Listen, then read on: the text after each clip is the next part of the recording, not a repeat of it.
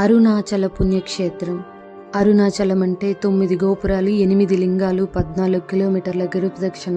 వీటితో పాటుగా మోక్ష మార్గం, రమణాశ్రమం కూడా చూడొచ్చండి. అరుణాచలం అంటే ఎర్రని కొండ, అంతేకాకుండా రుణాలు తీసి పారేసేదని అర్థం. సరాసరి శివుని రూపమే అరుణగిరి. అలాంటి అరుణగిరికి ఒక్కసారైనా గిరిప్రదక్షిణ చేస్తే జన్మజన్మల పాపాలన్నీ పోయి యజ్ఞ యాగాదుల ఫలం లభిస్తుందంట. ఈ వీడియో చూసే వారందరికీ తొందరగా అరుణాచల దర్శన భాగ్యం కల్పించాలని అరుణాచలేశ్వరిని మనస్ఫూర్తిగా కోరుకుంటున్నాను. ఈ అరుణాచలం రావాలని అందరూ అనుకుంటారు, కానీ అందరూ రాలేరంటండి.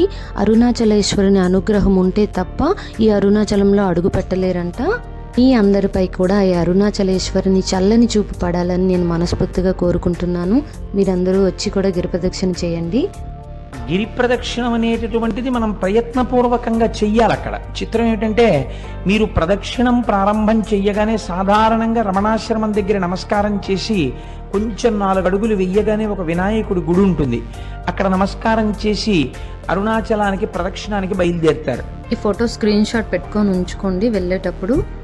ఇలా తెలుగులో బోర్డు అయితే ఎక్కడా ఉండదండి. మాకు రమణాశ్రమంలో రూమ్ ఇచ్చారు కాబట్టి మేము రమణాశ్రమం నుంచి స్టార్ట్ చేసామండి. పక్కనే వినాయకుడి గుడి ఉంటుంది, అక్కడ నుంచి స్టార్ట్ చేసాం. ఆ వినాయకుడి పేరు మనక్కుల వినాయకుడు. ఆ వినాయకుడు గుడి పక్కనే ఇలా హైవే డిపార్ట్మెంట్ వాళ్ళ బోర్డ్స్ ఇలాగా మొత్తం గిరి ప్రదక్షిణ ఎంతవరకు అయితే ఉంటుందో అంతవరకు ఉంటాయండి. ఈ బోర్డు అయితే మనకి వినాయకుడి గుడి పక్కనే ఉంటుందండి. మనం ఫోటో తీసుకోవచ్చు, అక్కడ నుంచి మనం స్టార్ట్ చేయొచ్చు. గిరి ప్రదక్షిణ మార్గంలో ఇంచుమించు 100 దేవాలయాలు, 400 శివలింగాలు, 360 తీర్థాలు, గిరికి అభిముఖంగా ఎన్నో నందులు మనకి కనిపిస్తాయి. గిరి ప్రదక్షిణ ఎడమ వైపు నుంచి మాత్రమే చేయాలంట. చేంజ్ పట్టుకెళ్ళండి, అక్కడ సాధువులు ఉంటారు, వాళ్ళకి ఇవ్వడానికి బాగుంటుంది. వాటితో పాటుగా కర్పూరం పట్టుకెళ్ళండి. ప్రతి లింగం దగ్గర మన చేతిలో విభూది వేస్తారండి. షీల్డ్ కవర్ పట్టుకెళ్తే ఆ విభూదిని మనం కలెక్ట్ చేసుకోవచ్చు. సాక్సులు మీ ఇష్టం అండి, వేసుకుంటే వేసుకోవచ్చు, అంత ఇబ్బంది ఏమి ఉండదు. మేమైతే బాబుని ఎత్తుకుని ఈ మొత్తం 14 కిలోమీటర్లు నడిచామండి. మేమైతే ఎక్కడా కూర్చొని రెస్ట్ తీసుకోలేదు. కూర్చుంటే ఖచ్చితంగా కాలు పట్టేస్తాయండి, తర్వాత నడాలనిపించదు. అసలు కాలు నొప్పేస్తున్నాయని మనసులో కూడా అనుకోకండి. అలా నడుచుకుంటే వెళ్ళిపోతే కంప్లీట్ అయిపోతుందండి. దారిలో వాటర్ ఉంటాయి, వాష్రూమ్స్ ఉంటాయి, ఏ ఇబ్బంది ఉండదు. మనం ఎంచక్కా గిరి ప్రదక్షిణ ప్రశాంతంగా చేయొచ్చు. యమలింగం యమునిచే పూజింపబడి యమనాయక లింగం అయింది. తర్వాత వాలమూరు గణపతి గుడి, తర్వాత దుర్వాసముని గుడి, తర్వాత నైరుతి లింగం అండి. నైరుతి లింగం దగ్గర కూర్చొని కాసేపు ఏదైనా ఒక మంత్రం చెప్పుకుంటే మనసు నిలకడగా ఉంటుందంటండి, ప్రశాంతంగా అవుతుందంట. నేనైతే మృత్యుంజయ మంత్రం చెప్పానండి. నైరుతి లింగం దగ్గరికి వెళ్ళేసరికి నందిముఖ దర్శనం మనకు కనిపిస్తుంది, గిరివైపు చూడాలి. నెక్స్ట్ కన్నప్ప గుడి, తర్వాత సూర్యలింగం. సూర్యలింగం దగ్గరికి వెళ్ళి 2 అడుగులు వెనక్కేస్తే మనకి రుద్రాక్ష జ్యువెలరీ వస్తుంది. ఆ రుద్రాక్ష జ్యువెలరీ వాళ్ళు ఎవరైతే గిరి ప్రదక్షిణ చేస్తారో వారికి ఖచ్చితంగా ఒక రుద్రాక్ష అంటూ ఇస్తారండి.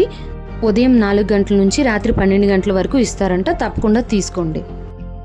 వరుణలింగం, తర్వాత ఆడి అన్నామలై గుడి ఉంటుంది. ఇది బ్రహ్మ ప్రతిష్ఠ లింగం అండి, తప్పకుండా వెళ్ళండి. తర్వాత 2 కాశీనందులు అక్కడే ఉంటాయండి, కొంచెం లోపలికి వెళ్ళాలి, చూసిరండి. ఈ ఆడి అన్నామలై టెంపుల్ నుంచి గిరిగర్భంలోకి మరియు అక్కడి నుంచి పెద్ద గుడి దగ్గరికి రహస్య సొరంగ మార్గం ఉంటుందంటండి. ఈ గుడిలోనే నవదళ బిల్వవృక్షం ఒకటి ఉంటుంది. ఈ మారేడు చెట్టుకి 3, 5, 7, 9 ఆకులున్న పత్రాలు ఉంటాయంట. చూడండి, పక్కనే బ్రహ్మతీర్థం ఒకటి ఉంటుంది. ఈ గిరిపై ఎన్నో ఔషధాలు ఉన్నాయంటండి. వాటి మీదుగా వీచే వాయువులు ప్రాణాలకు శక్తిని, ఉత్సాహాన్ని, శరీరానికి ఆరోగ్యాన్ని ఇస్తాయంట.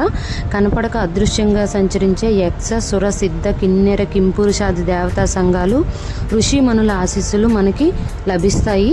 ఈ గిరి ప్రదక్షిణ వల్ల ఇన్ని ఉపయోగాలు ఉన్నాయి. ఇంకొంచెం ముందుకెళ్తే వాయులింగం వస్తుందండి, తర్వాత చంద్రలింగం, తర్వాత కుబేరలింగం అండి.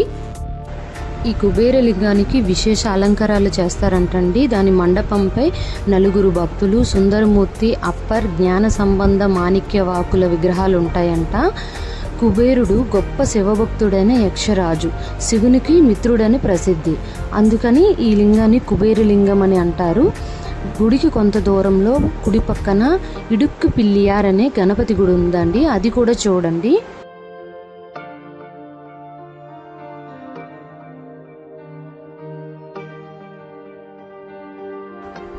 కుబేరలింగం దాటగానే కొంచెం దూరం పోతే మోక్ష మార్గం వస్తుందండి. అది రోడ్డుకి రైట్ సైడ్ ఉంటుంది, కొంచెం లైన్ ఉంటుంది. కొంచెం వెయిట్ చేసైనా అందులో నుంచి బయటికి రండి, మోక్షం లభిస్తుందంట. 3 times వెళ్తే బాగుంటుందంట. ఈ మోక్ష మార్గాన్నే ఇరుకు పిరియార్ ఆలయం అంటారు. పిరియార్ అంటే గణేశుడు అని అర్థం. గిరిప్రదక్షిణ చేసి అలసిపోయే వాళ్ళు ఈ మోక్ష మార్గం ద్వారా బయటికి వస్తే ఒళ్ళు నొప్పులు, కాళ్ళ నొప్పులు మాయమవుతాయంట. అందరూ వెళ్ళరండి. మేము ఈ మోక్ష మార్గం దగ్గరికి వెళ్ళేసరికి చాలా జనాలు ఉన్నారండి. లైన్ చాలా పెద్దగా ఉంది. ఈ ఆటోలో గిరిప్రదక్షిణ చేసే వాళ్ళంతా ఒక 3-4 ఆటోస్ వచ్చేసాయి. ఫుల్గా ఎక్కువ మంది అయిపోయారు. మేము ఒక 20 minutes పట్టింది మాకు లైన్ అయ్యి క్లియర్ అయ్యి మేము బయటకు వచ్చేసరికి. ఒకవేళ జనాలు ఉన్నా పర్లేదు, వెయిట్ చేయండి. కుబేరలింగం, తర్వాత మోక్ష మార్గం, తర్వాత పచ్చయమ్మ గుడి, తర్వాత ఈశాన్యలింగం. ఈ ఈశాన్యలింగం దగ్గర కూర్చొని ఒక శ్లోకం కానీ ఒక మంత్రం కానీ చెప్పుకుంటే మన మనసు నిలకడగా ఉండడానికి ప్రయత్నిస్తుందంట. నేనైతే రుద్రమంత్రం చెప్పుకొని కాసేపు కూర్చొని మళ్ళీ వెంటనే బయలుదేరామండి. ఇంకొంచెం దూరం నడిస్తే సరిపోతుంది. పెద్ద ఈ ఈశాన్యలింగానికి వెళ్ళేటప్పుడు రోడ్ చూసుకోండి. అటొక వైపు రోడ్డు ఉంటుంది, ఇటువైపు ఒక రోడ్డు ఉంటుంది. అటువైపు రోడ్లోకి వెళ్ళాలి. అది అడిగితే తెలుస్తుంది. ఆ రోడ్ 2 ఇలాగ డివైడ్ అయినప్పుడు చూసుకోండి. మేమైతే రోడ్డు తెలియలేదు, కొంచెం ముందుకు వెళ్ళాము. మా ముందు గిరిప్రదక్షిణ చేస్తున్న వాళ్ళు ఒక 4 members ఉన్నారు. వాళ్ళు వేరే వాళ్ళని అడిగారు, వాళ్ళు వెనక్కి వచ్చారు. మేము వాళ్ళని అడిగాము ఏంటంటే అంటే ఇలా రోడ్ మారిపోయామండి, అటువైపు వెళ్ళాలి అంటే మళ్ళీ వెనక్కి వచ్చి మళ్ళీ అప్పుడు ఈశాన్యలింగం వైపు వెళ్ళామండి. అంత చీకటిగా ఉంది. మేము వెళ్ళేసరికి టైం లేట్ అయిపోయింది. ఈశాన్యలింగం నుంచి కొంచెం దూరం నడిస్తే బస్ స్టాప్ వస్తుందండి. బస్ స్టాప్ తర్వాత పెద్దగూడ వచ్చేస్తుంది. అరుణాచలేశ్వరం టెంపుల్. అక్కడ మనం కొబ్బరికాయ తీసుకొని హారతి కర్పూరం తీసుకొని వెలిగించేసి దీపం పెట్టి కొబ్బరికాయ కొట్టి మళ్ళీ స్టార్ట్ అవ్వడమే. నెక్స్ట్ మనకి ఇంద్రలింగం వస్తుంది. తర్వాత కొంచెం దూరం నడిస్తే ఈ ఇంద్రలింగం పెద్ద గుడి నుంచి బయటికి వచ్చాక కూరగాయల షాప్స్ అవి ఉంటాయండి. ఆ పక్కన షాప్స్ మధ్యలో షాప్ లాగే కనిపిస్తుంది. అక్కడ ఉంటారు కదా, వాళ్ళని అడిగినా చెప్తారు, లేదంటే ఐడెంటిఫై అయిపోతుంది. బోర్డు ఉంది కదా, మీకు తెలుస్తుంది.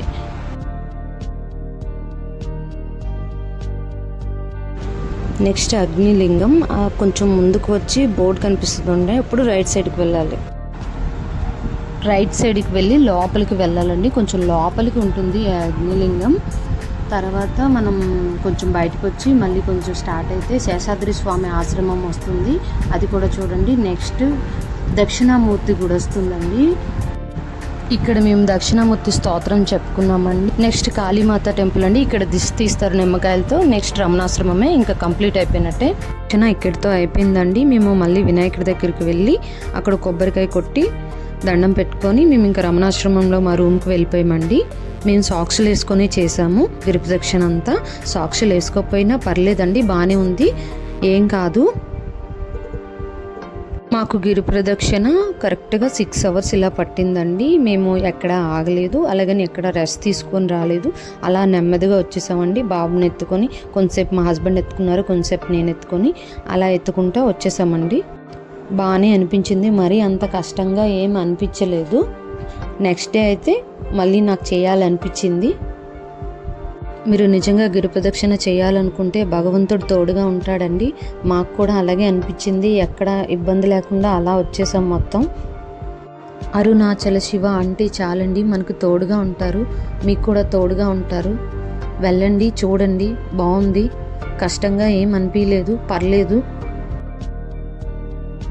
కుబేరలింగం తర్వాత ఈశాన్యలింగం కంటే ముందు పచ్చాయమ్మ టెంపుల్ వస్తుందండి. అది మేము మిస్ చేసుకున్నాం మాకు తెలియక. పచ్చాయమ్మ అంటే లలితాదేవి రూపాలలో శ్యామలమ్మ ఉంటారు కదండి, గ్రీన్ కలర్గా, ఆ రూపమే ఈ పచ్చాయమ్మ. రాక్షస సంహారం తర్వాత జగన్మాత ఇక్కడికి వచ్చి ఈ పచ్చాయమ్మగా మారారంటండి. ఇక్కడ వినాయకుడు వచ్చి పచ్చాయమ్మకి పందిరి వేశారంట. ఇక్కడ ఇంపార్టెంట్ ఏంటంటే కుబేర కుంకుమ దొరుకుతుందండి, అది కూడా తీసుకురండి. అరుణాచలం గిరిప్రదక్షిణ చేస్తే ఏ రోజు చేస్తే ఏ ఫలితం వస్తుందో ఫోటో పెట్టాను చూడండి. ఆదివారం శివలోక ప్రాప్తి, సోమవారం పూర్ణారోగ్యం, మంగళవారం రుణ విముక్తి, బుధవారం సరస్వతి ప్రసన్నత, గురువారం గురుతత్వం, శుక్రవారం లక్ష్మీ కటాక్షం, శనివారం గ్రహపీడ విముక్తి. నెక్స్ట్ రమణాశ్రమం గురించి చెప్తానండి. మా రూము, ఫుడ్, అక్కడ అకామిడేషన్ అంతా ఎలా ఉంటుందో నెక్స్ట్ వీడియోలో చెప్తాను. బాగుంటుంది అకామిడేషన్ అంతా. మా స్వప్న కోసం ప్లీజ్ సబ్స్క్రైబ్ లైక్ చేయండి ప్లీజ్.